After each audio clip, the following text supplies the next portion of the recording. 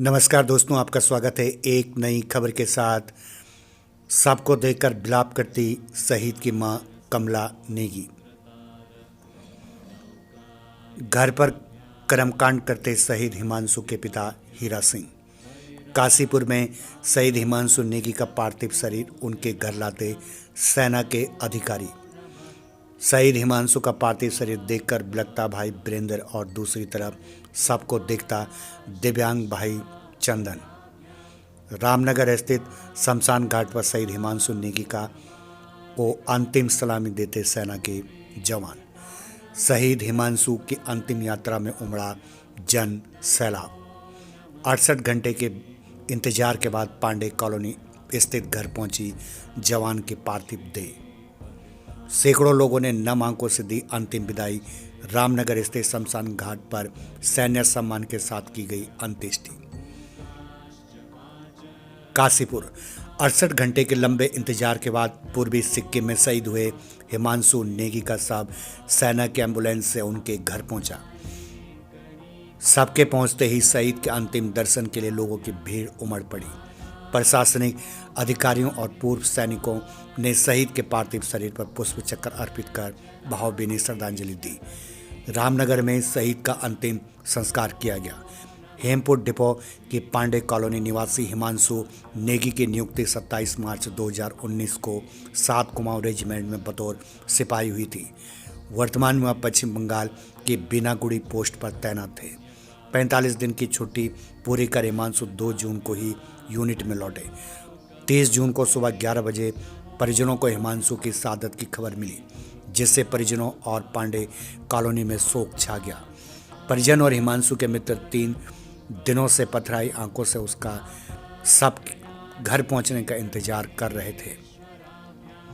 सुबह करीब 7:30 बजे सूबेदार जगत सिंह, हवलदार महेंद्र सागर और हवलदार गणेश चौधरी एम्बुलेंस से शहीद हिमांशु का शव लेकर पांडे कॉलोनी पहुंचे। पार्थिव शरीर देखकर परिजनों और मित्रों में करुण क्रंदन से माहौल गमगीन हो गया। भूतपूर्व सैनिकों और अधिकारियों ने परिवार के लोगों का ढांढस बंधाया। भाई का शव देखकर इकलौती बहन दीपा गस खाकर गिर पड़ी। वहीं एक भाई वीरेंद्र फूट फूट कर रोता रहा और 100% दिव्यांग भाई चंदन को शव के पास लाकर शहीद के दर्शन कराए गए। इस अनहोनी से दादी सरली देवी, मां कमला नेगी, पिता हीरा सिंह नेगी और भाई बहनों का रो रो कर बुरा हाल था। जांबाज सिपाही के दुनिया से यूं चले जाने के गम में तमाम लोग फवक कर रो पड़े।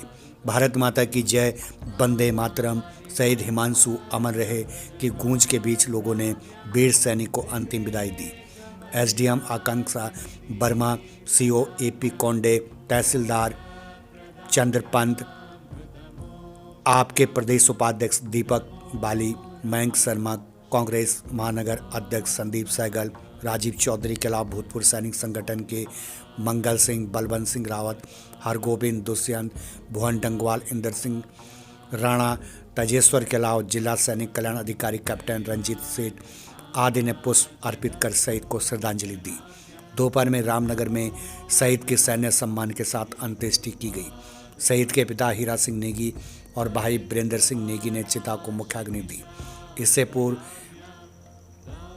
कमांडेंट हल्द्वानी कर्नल संजय वान सिंह गठन के नेतृत्व में पुष्पांजलि अर्पित की गई।